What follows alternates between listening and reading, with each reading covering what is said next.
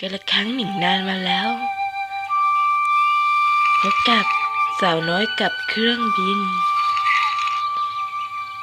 เฮ้ยฉันต้องทำได้สิความฝันฉันนี่อ้อได้แล้วโอ้ย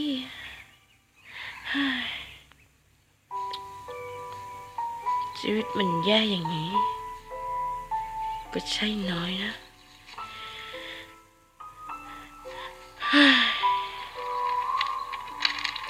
โอ้ไม่สิ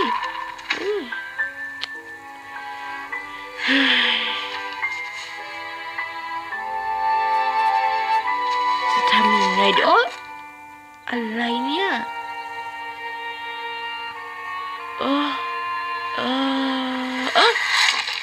อะไรอีกเนี่ยโอ้ยไม่เฮ้ยนั่นกระเป๋าฉันไม่โอ้ยกระเป๋าเธอเป็นใครอ่ะฮะนี่อย่าเข้ามานะ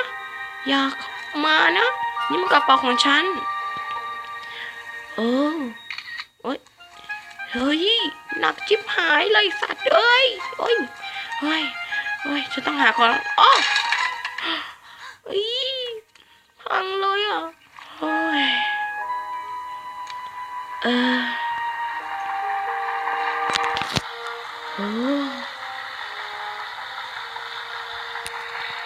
ไม่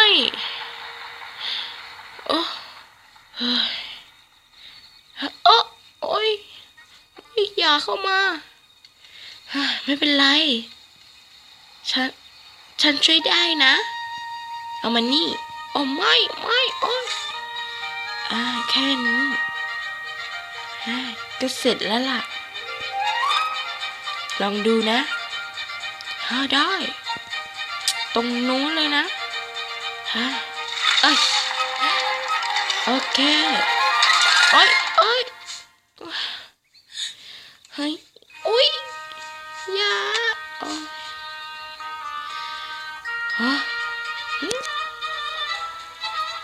เอาดีๆนะตรงนู้นน่ะได้เลยเจ้าตัวจิ๋วเย้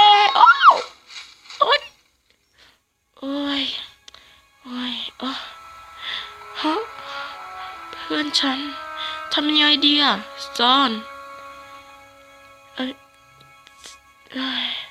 ฉันก็ไม่รู้อ่ะ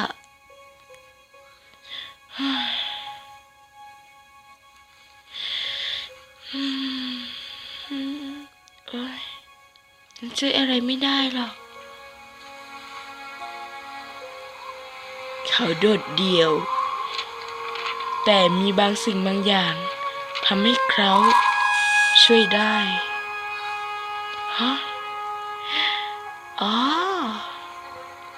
นี่นะมั่นใจเหรอตรงนู้นเลย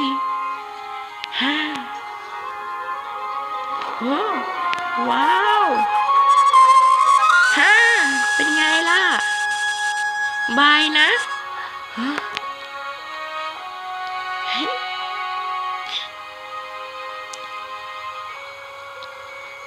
ในวันมืดเจ้าตัวจิ๋วเขาได้หาเพื่อนและกระเป๋าใบนั้นมีดวงดาวที่แสนสว่างเขาได้เอาไปปล่อยจนสว่าง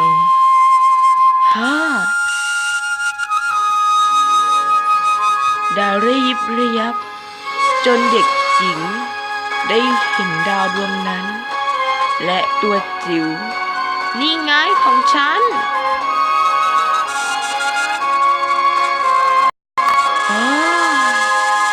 มันตัวจิ๋วนี่